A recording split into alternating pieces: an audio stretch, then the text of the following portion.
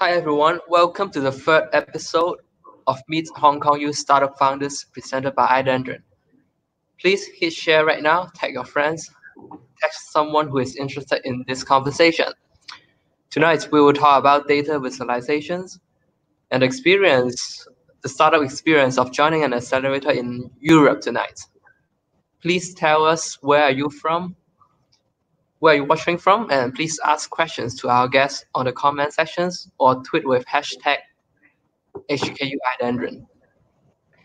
Tonight, we will talk about data visualizations and experience from having a startup in Hong Kong and subsequently going to the Europe. Please hit share right now, tag your friends, tag someone who might be interested in data or infographics, etc. And also tell us where you're watching from and prepare questions for our guests on the comment sections or tweet with hashtag HKU iDendron. We will start within a minute.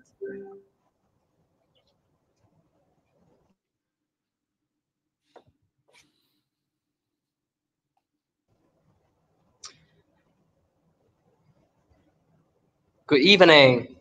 Hello, everyone. It is 8 p.m. in Hong Kong here and 3 p.m. in Finland. Welcome to our weekly show, Meet HKU Startup Founders, presented by iDendron. My name is Lawrence Tang from iDendron, the Innovation Entrepreneurship Hub of the University of Hong Kong.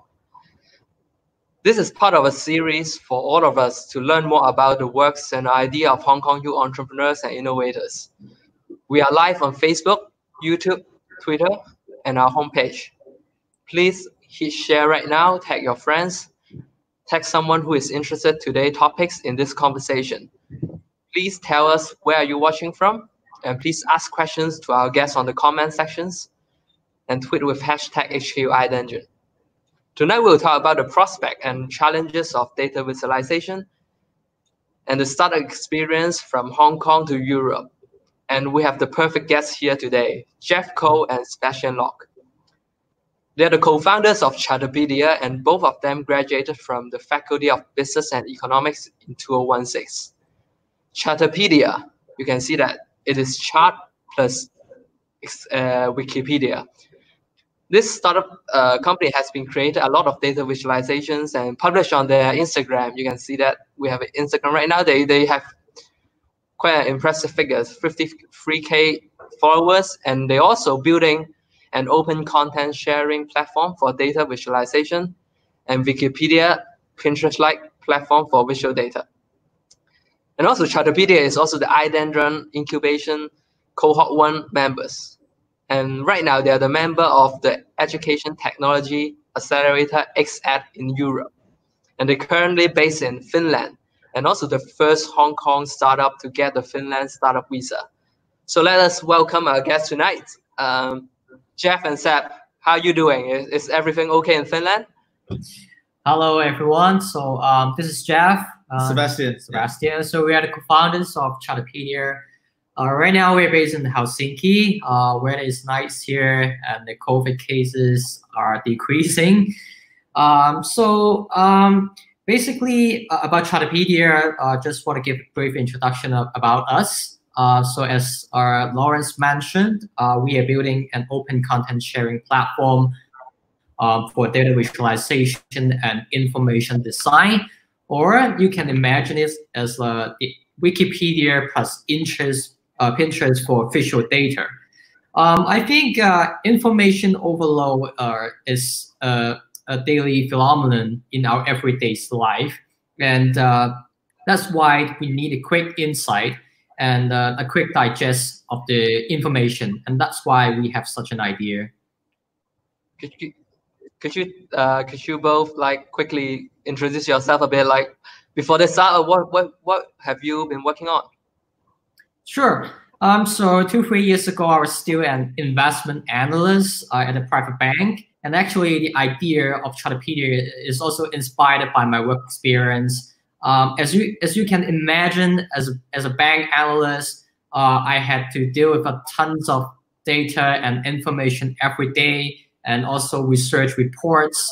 And one of the ways that I try to transform the data and present it to my client is actually through data visualization. And then later on, as I create more and more data visualization, I find that why should I just limit the use of data visualization in just private banking or the financial industry? But actually, just like I mentioned, in our everyday life, we have so much information to encounter every day. And I think this can be shared to the general public and they can learn in an easy, quick way. Yeah.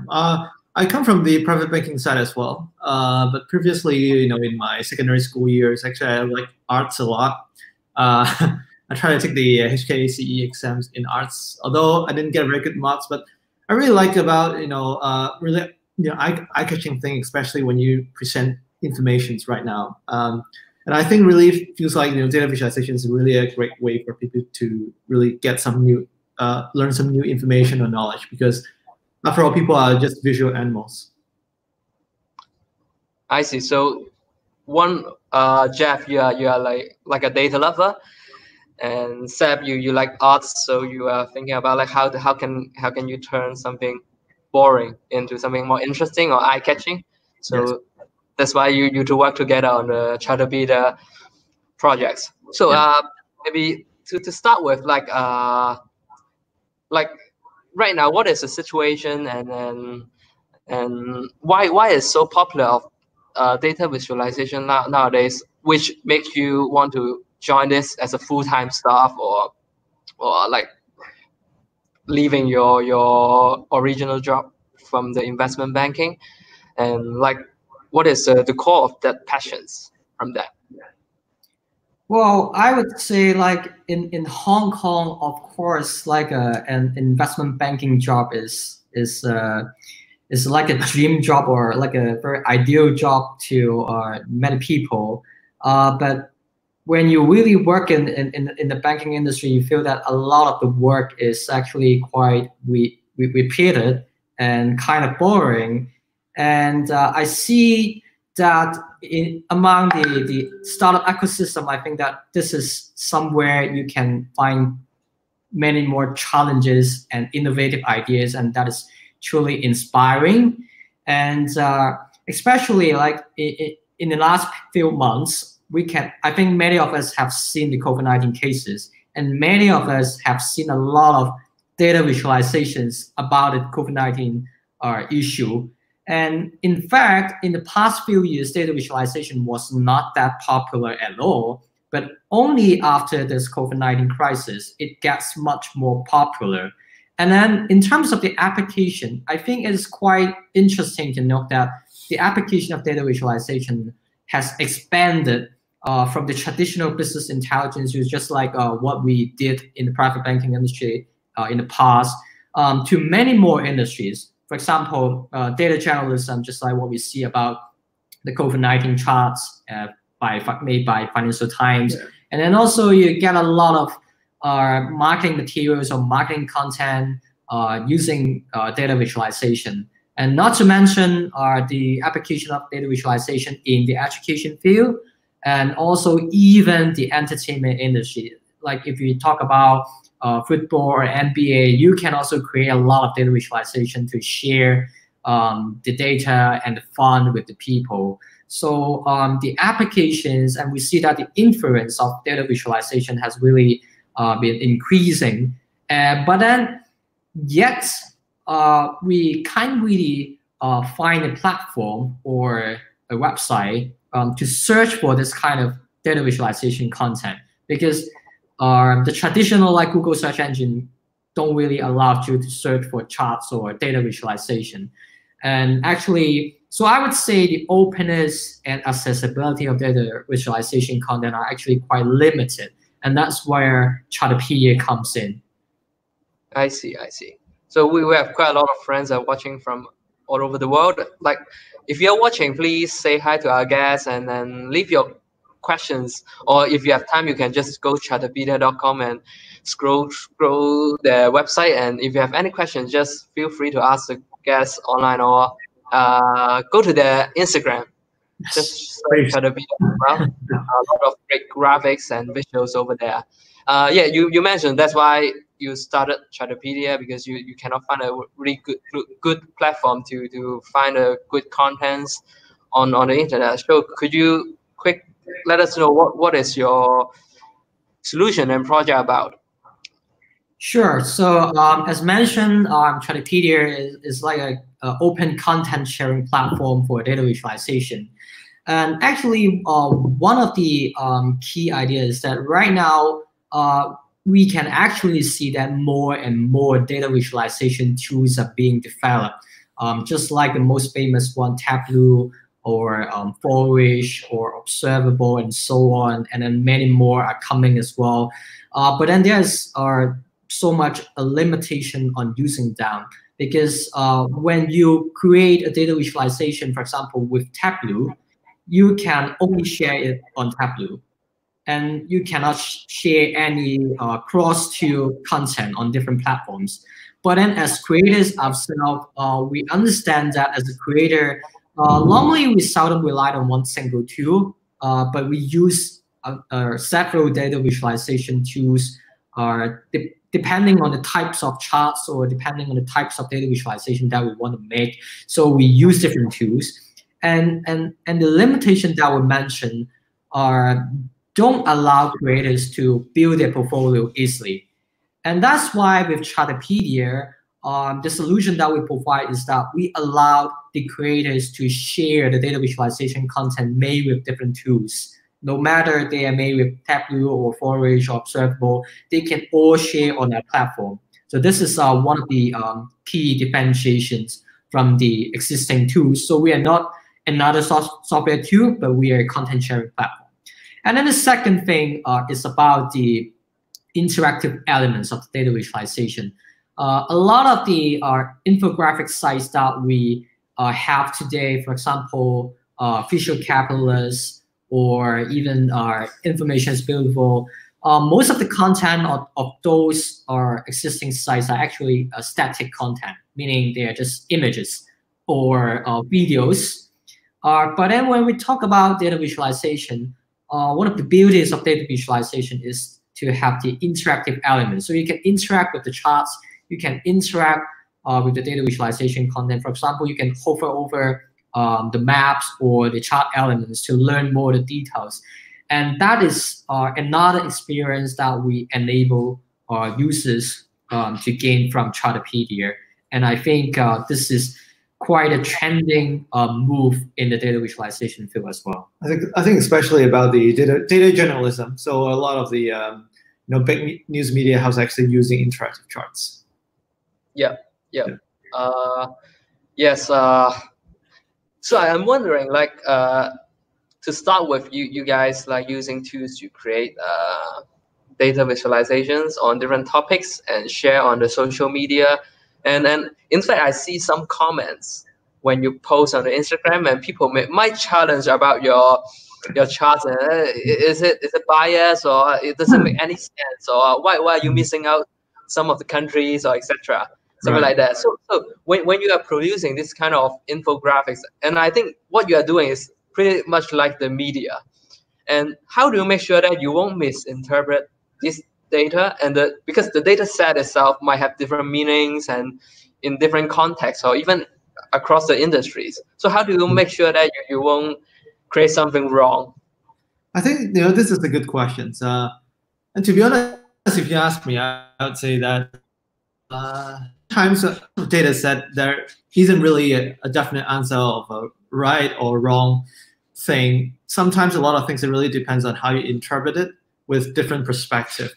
So I think for us, actually, to be honest, we're not trying to be the one to upload. Of course, the content that is being uploaded has to be of high quality. It has to be has a source that it is traceable, that we know that actually how the data is being collected or being shared by some of the credible sources. But then at the same time, we will not impose ourselves to say that, okay, this data is right and this is wrong, and then we don't allow it. Instead, we try to actually allow different types of data with different perspective to being uploaded on our platform, to let people to actually understand a single kind of issues with different perspective, or maybe also with different angles. Just like, for example, like COVID-19, we have actually one single issues, but then because of this one, actually can bridge to different kinds of charts and also ways for you to analyze the issues. For example, when you say that, okay, let's say Japan or Korea is doing a very good job, but how good is that? How can you compare these two kinds of country? So actually, by having different kinds of content and also don't limit people uploading their stuff, actually, I think it's a good thing for the internet and also for people. I just want to highlight one thing. I think the way that we do is to make sure the creators provide a data source. Yes. And that the readers can always trace back to the data source and they can judge on their own. Yeah, I'm about to ask, like, apart from you are creating your own visuals, because your platform also allow people to upload their own artworks. Like this one, I think this free graphics are not created by you guys, right? It's by someone from other places. So how do you make sure that, like, the quality of the people's work comply with your own quality and standard when it comes to like operating such kind of platform? Yes, actually, as Jeff mentioned, so credibility is the key thing for our platform, because I think when you come to a platform, you just want to make sure that what you read actually is something that you can actually trust. So that's why we require the uploader to really specify the source. So actually we can go back and check, okay, if this is actually aligned with the source provider or data provider. And I think another thing is that actually we will see if the data the style to present the chart or the data is good enough. But for this one, we do not place a very high bar, because we also feel like actually we should let our readers to judge it by maybe through likes or comment to do so. So actually for us, the key thing is really about the data source. I see. Data source and let the people to like or share so you can see which one is more popular. And do you have any experience to handle the critics or the more negative comments when they comment on your own creation? Yes, I think we do actually, especially as you mentioned for the Instagram account. There's many different kind of comments. I would say that for us, we do read them actually, every single one of them, and in some of the cases we actually, at times when we sometimes when there's something wrong we put on a chart, we will remove it and upload with the right one. And then also in some cases, I think there are always a lot of cases that you can have dispute. For example, like a country border. So at times sometimes we'll try to explain to people, and also at times we'll try to be more careful about this kind of things. Do you have anything to add in terms of comments? Well, I would say sometimes we have to see whether the comments are very subjective one or objective one. Like we of course sometimes for some controversial charts on some controversial topics, of course we will have a lot of maybe negative comments, but sometimes whenever we create our own data visualization content, we make sure we try to possess a neutral view, but then we just present the data and let the readers to understand from their own perspective. Of course, they might have different opinions, but we just present the data neutrally. So that's the way how we handle. Yeah, that's true. In fact, I think it's a signal that people treat your things seriously when they leave comment. Yeah. Otherwise, I just scroll and I don't care. I just take it. But people are taking your things quite seriously, so they do spend time to challenge and leave the critics in the comment sections. So let's move to the next topic. Let's talk about the market and the competitions. Yeah. And what is the market landscape right now on the data visualizations? Who are the service providers? Sure. So actually within the data visualization industry, there are actually quite a few subsectors, I would say. And the first one is actually the B2B studio ones. meaning they actually focus on B2B business. For example, the first one, 数可是, they are actually a data visualization production house in China, mainly producing data visualization content for the journalism industry. And then the second one, Visual Capitalists, they are mainly creating data visualization and infographics about the financial industries. And then they are also selling the content to the banks. And there are many more smaller B2B studios, but then this is one type of data visualization companies. And then the second one is actually the B2C content players. So they are trying to create a community. The most popular one is actually the information is beautiful. I think a lot of people within the data visualization industry must have heard of them. And they have like 450,000 followers on their social media. So they are doing real good. And I think they are truly the most popular one. But then one of the limitations is that they only create their self-branded content. So they do not allow other creators to share their own data arts. So there's some kind of limitation for the creators, and it is not really a platform for creators, but just for readers. And then the third one is actually the software tools that I mentioned, for example, Tableau, Flourish, Observable, and so on. And there are actually many more data visualization tools are being developed right now. But then for Chartipedia, for our startup, we are not being involved in the above industries. So we're actually situated in the last one, what we call C2C platform, because we focus on user-generated content, and we want to design a platform for both readers and creators.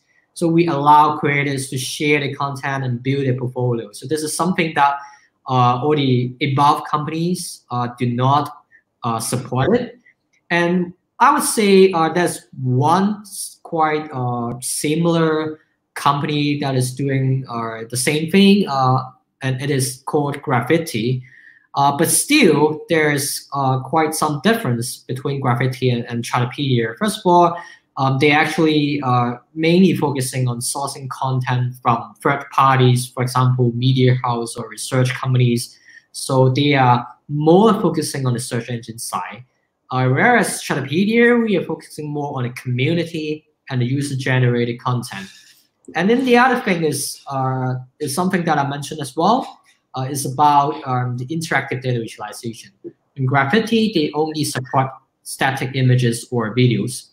But then on Chartipedia, because we support code-based data visualization, so interactive data visualization is actually enabled on Chartipedia, giving a much better user experience to our readers and creators. And going forward, we are trying to integrate with more data visualization tools so that provides more flexibility to our creators. So this is how we differentiate from Graffiti or the other data visualization players. I see.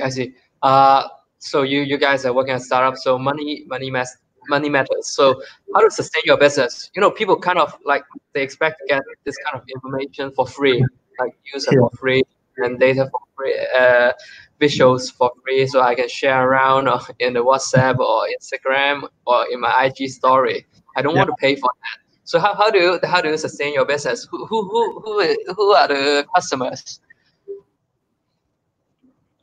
Right. So actually, I would first of all, let's split it into two parts. I think the first part is really about the short-term ways for us to generate revenues, because we understand that it takes time for us to build a platform.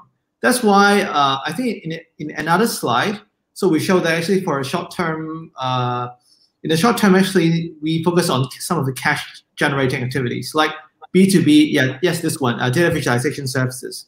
So we have corporates, clients like JP Morgan, etc. And we help them to actually create some of the data visualizations and also marketing content. And as you can see in one of the WeChats, this is something that we created for them. And especially, I think, because we too come from the private banking side, so actually we understand some of the financial concept quite well, I would say. So that's why we understand how we can help them to especially when they have a lot of research reports, we understand how we can help them to package them and really make it into a way that people can learn it easily. And then let's go into the next one. Another part is about the longer term, mid to longer term part. So when our platform have more and larger user base, then we will say that like the number 4, the advertisement and the sponsor content will become one of the meaningful revenue streams for us. And then we also explore some of the subscription service as number 2. This would be something like a premium educational courses of data visualizations that we can sell to people. This is something like we get this kind of concept from the the knowledge payment audio service in China. We feel like actually for data visualization we can also do these kind of things. But for this stream of product, we are still exploring collaboration opportunities with some of the famous universities like HKU and also some of the university in US and also in Finland. So this would be something that we're going to develop in the future. And yes, and lastly, we also have some of the enterprise search engine solution, but this would be something that of a much longer term.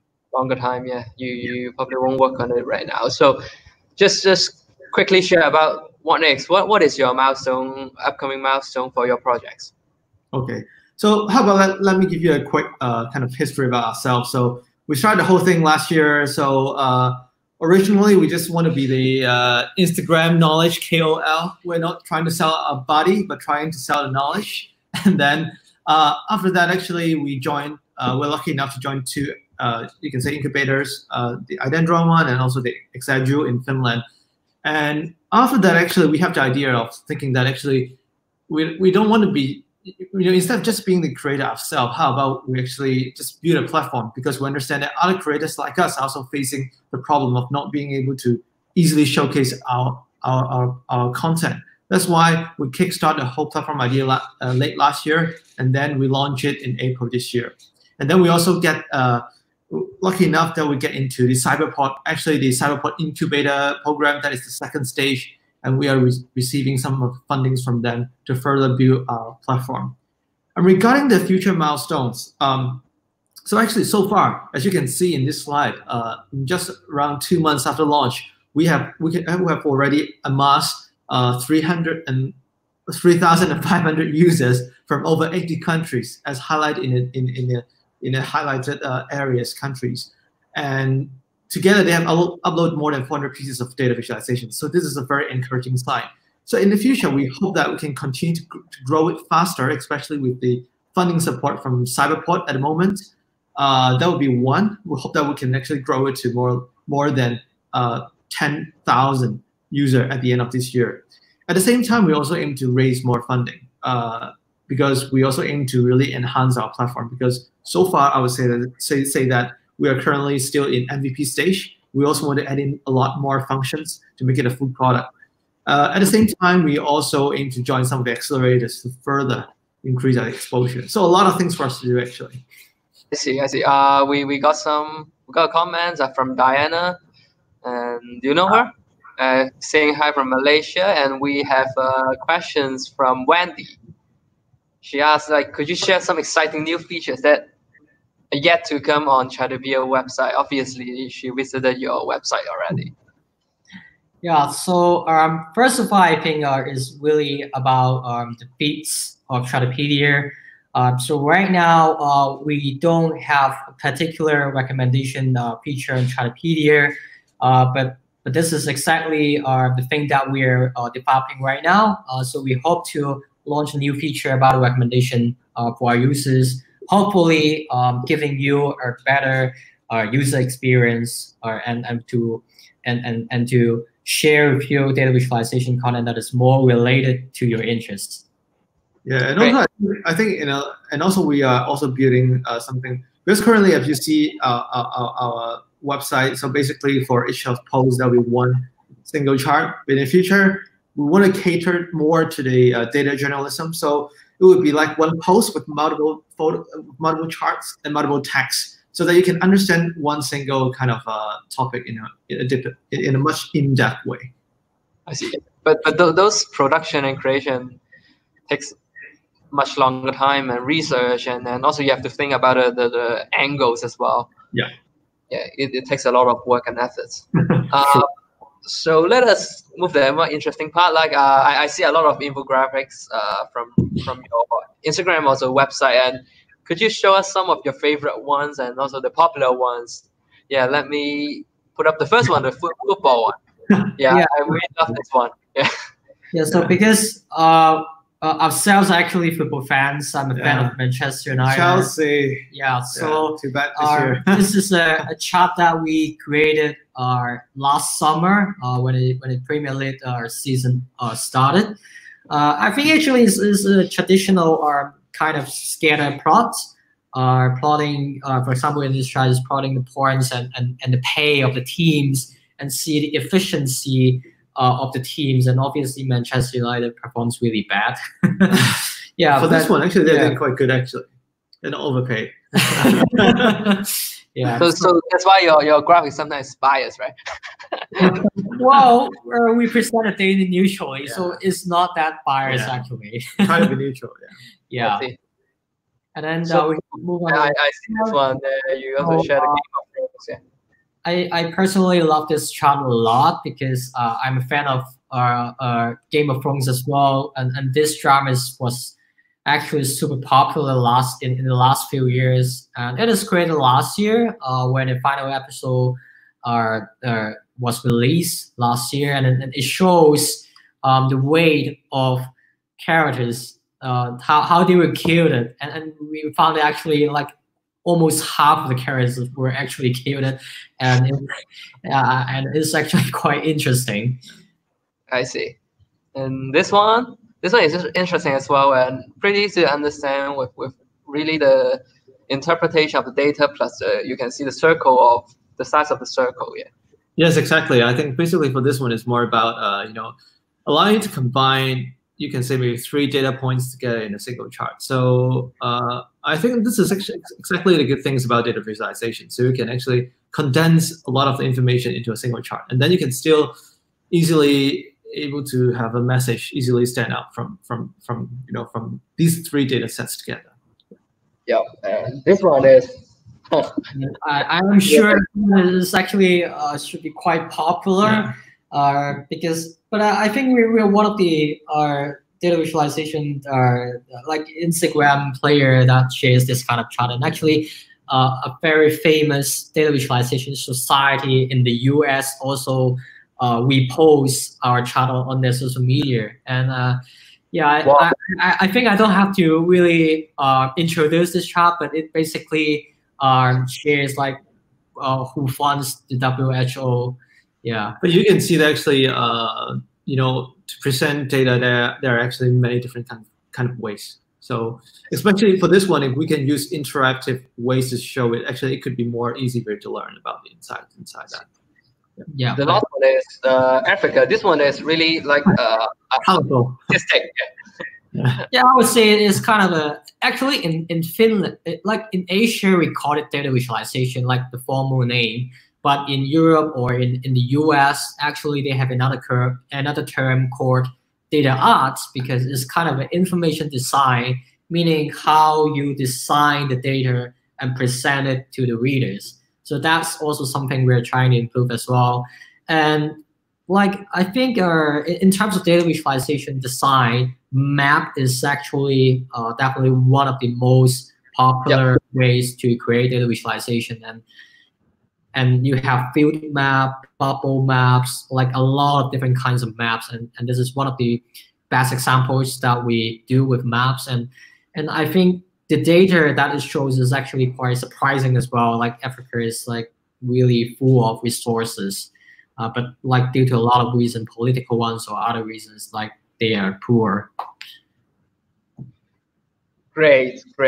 I really love your works, and I share a lot of your works with my friends as well. So we get other questions coming in.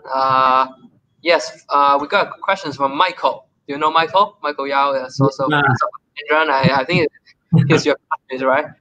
So he asked, assuming you are looking to build a community of user-generated content data visualization, how are you growing your website traffic and general brand awareness? Is there a near-term focus? Hi, Michael. And yes, you're right. This is really a near-term focus because we have to try to grow our user base as soon as possible. So in terms of the marketing plan, you can see actually there are two groups of people we are targeting. The first one is the reader, and the second one is the creator. For the reader part, actually, we are leveraging our Instagram accounts. So what we do is that I think current to us, this is the very cost-effective way, because the way we do it is we use Instagram to play some new advertisements. We ask people to follow our Instagram account, and then from time to time we create stories, we create posts, and ask people to come to our platform. I think this is actually a pretty cost-effective way for us to reach out to new audience or someone who likes data visualization or likes learning new knowledge, but so far not yet heard about us. And then at the same time, we also join a lot of different kinds of university communities, and also like iDendron, doing these kind of webinars and also presentations to increase our exposures. And on the other side, for the creator side, one of the reasons why we are being in Finland is because in Europe there is a large group of content creators here, and from time to time they have a lot of the you can say the industry conferences, and that we can actually go out and reach out to them physically and tell them about our idea. And also at the same time, they have some of the virtual group, maybe on Slack, etc. And these kind of groups have more than 100,000 users. So what we do is actually we just using a more traditional way to reach out to them one by one, invite them to be on a platform. And I think because they really feel like this is something that they can help them. The platform is really something that they can help them. So they are very eager to sign up and also share their work. I see. I'm going to move forward to the questions about your like startup journey from Hong Kong to Finland. Yes, we show the audience news coverage. Yeah, saying that you guys are featured in the Hong Kong Economic Journal monthly magazine, and you're the first one from Hong Kong, or first Hong Kong startups which able to get a Finland startup visa. So please, could you share a bit the startup life in the Finland accelerator, or like how do you get the startup visa successfully, and what, just share the experience briefly, because I think many of the Hong Kong startups are really interested in that expansion. Yeah, like at the very beginning when we had the idea of Chartipedia, I think the ultimate goal of Chartipedia is really to go global. So we didn't really target Hong Kong at the very beginning, and that's why in the early stage we had the Instagram account, and then we grow the followers. Then we actually tried to apply for some incubators or accelerators, and we found that, like, especially because, as I mentioned, Europe has a great community of data visualization, and they're quite mature already. And that's why we want to learn their experience. And this is the reason why we try to apply the programs in Europe. And then we actually applied for Finland, for our UK, and also Sweden. And then at last, we were selected by XEdu in Finland. And then we spent 3 months here in Finland last year. And we enjoyed the startup ecosystem here so much, because we found that Finland is very supportive, especially to the early stage startups. And not to mention the data visualization community in Finland. That's why we applied it for the Finnish startup visa last year. And then we relocated to Finland by the end of last year. And in terms of the support, I would say it's quite surprising, because Finland actually offers some kind of entrepreneur sub-grants to the founders who committed full-time on their startups. So they cover your basic living costs, like 5,000 to 6,000 Hong Kong dollars per month. So you get to sustain your daily life at least. And not to mention the startup itself can also apply for the government funding in the future, something like Cyberport in Hong Kong. That's why they are quite generous to the startup founders, not just the local founders, but also the foreign founders. And that's why we think support for early stage startup here is quite generous. And the other thing I would say is that the whole startup ecosystem in Finland is actually not that big, but it is very close. So you get to know artists very easily, and you can talk to. Yeah, so this is a picture showing like the startups from the XEdu program that we joined last year. It is a truly global program. They have startups from the UK, Italy, Sweden, Finland, Dubai, and also Hong Kong. So you really get a lot of, you really get a lot of chances to learn from the artists. By the way, this is a very bad outfit, I would say. But so far, this is one of the workshops that we have when we join the XEdu program. So this is one of the training about how we pitch ourselves and our startup to investor. Yeah, and then you also met Carmen from Hong Kong as well over there, right? Yeah, Yes. we were shocked as well because it is like a very Finnish startup event, and then we found, oh, this is Carmen, and then we just say hi to her, and then we found that she's actually investing in the organizer of that startup event. So we got a chance to chat with her. I think it can, somehow it's kind of surprising because you think that for events in Nordic countries, you thought actually it would be not a very big scale kind of conferences, especially for startups. But actually, I think for when we really joined it, we found that actually they are very well organized and really different people from the Europe continent to come to these kind of events to really meet startups and to actually listen to startups to see how they what they're doing and do they need money. Some of them are actually willing to invest in them. So it's kind of I think this is also one of the reasons why we like the ecosystem so much here. I see that the Carmen that Seb and Jeff met in Finland is a very renowned investor from Hong Kong, from Tech Ventures, and pretty surprised that you guys saw her in Finland. We got questions coming in from Jackie Choi. Can you briefly share experience from your major in Hong Kong U to your working environment and to the spark of idea having visualization tools? I think you have mentioned that like you have to prepare data as an analyst for the investment bank to make investment decision, right? And any additional point that you can tell Jackie?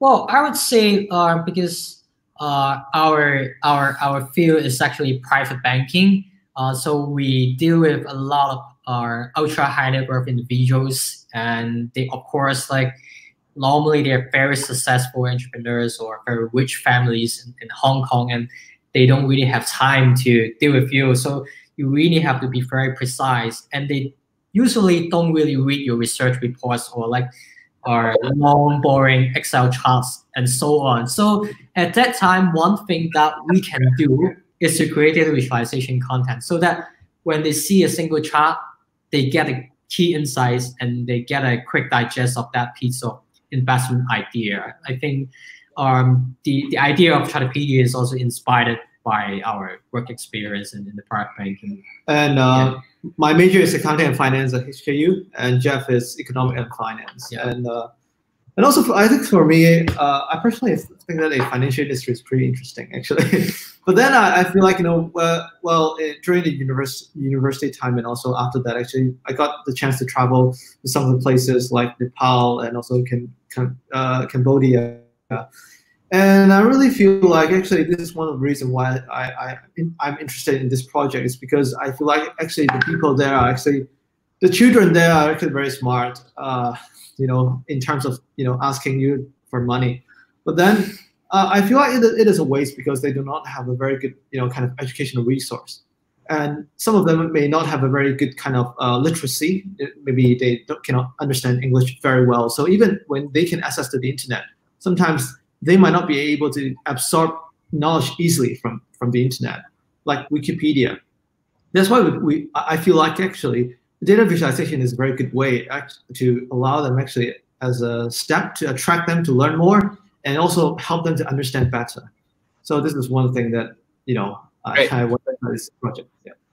This is a meaningful one because you help the underprivileged to access to real knowledge or data set which they might not be easily interpreted or digested. And another question, Jackie, is more on the operation side, like how to understand each of your role in the startup program, like who is the design guy, who is the art guy, who is the program guy? So basically, both of us actually are data visualization creators. So we design most of the data visualization content that we shared on our Instagram account. And now we have another developer in our team, and also her major is actually data science. So she also has quite a good understanding of data visualization. And then we also have another teammate whose major is actually global business. So he is more focusing on the sales and marketing side. Yeah. There was some of the developers in Finland as well. Startup setting, like programmers. So we are running out of time. Just many fellow students right now from Hong Kong, they want to do startups but somehow they're frustrated, and sometimes I don't know whether I should start in Hong Kong or start in mainland China. But you guys have a very unique experience to go overseas or even in Finland, which is pretty unique. So any suggestion or advice to our students or your fellows who have been working for several years and right now is struggling whether I should start something on my own?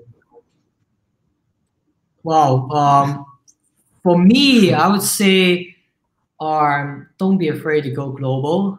I think, of course, like Hong Kong is a small market, but still, of course, you can get a decent earning if you just focus on Hong Kong. But I think nowadays, when you work on startups, it's actually quite easy for you to reach out to the global market. And just like us, we started from Hong Kong, and then but very fortunately, we get into the Finland startup program. But I think right now, a lot of countries are organizing incubators or accelerator programs, and there's always a chance for you to seek their experience and advice on how to refine your startup and refine your business model and to enter other countries' market. So I think, just try. Yeah, just keep trying.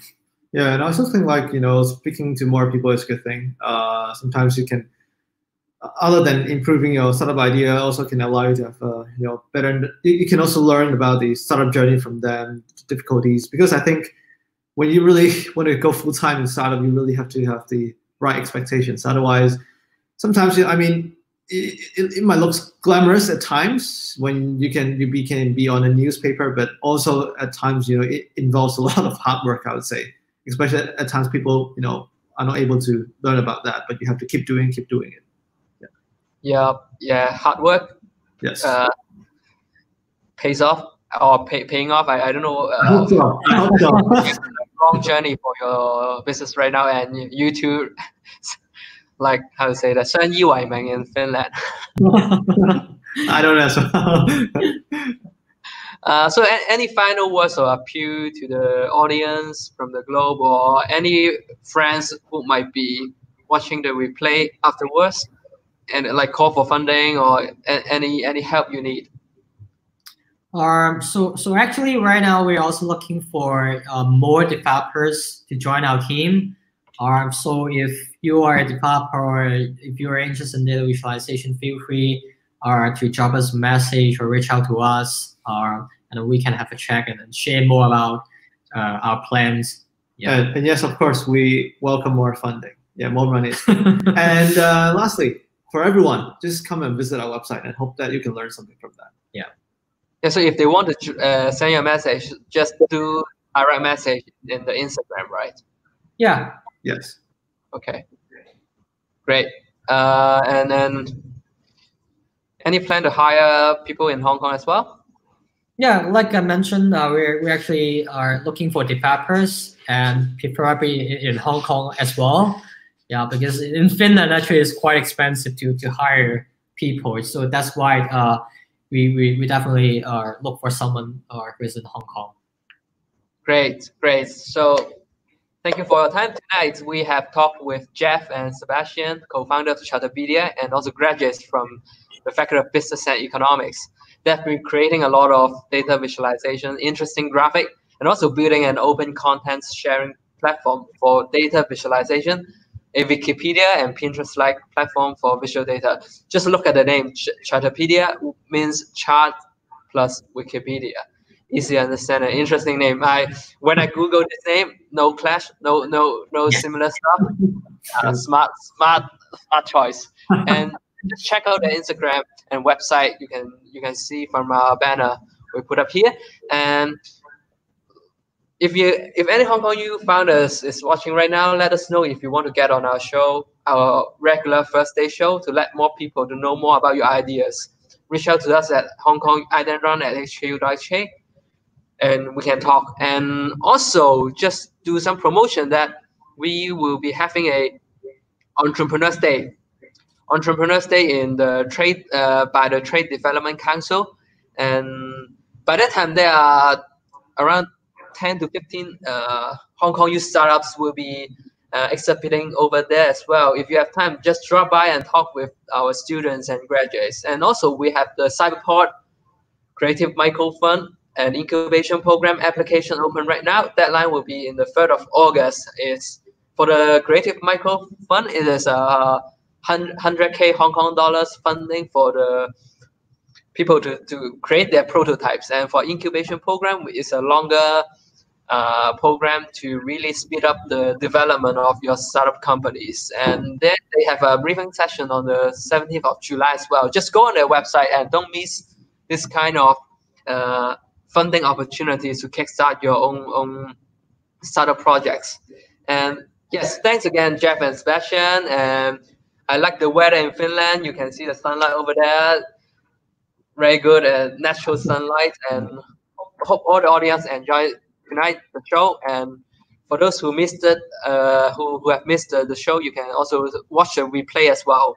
And thank you and goodbye, everyone. And have a nice day in Finland. Stay safe in Europe. Thank you very much. Bye, Seb. Thanks for the time. Thank you. Thanks, Lawrence. Bye-bye.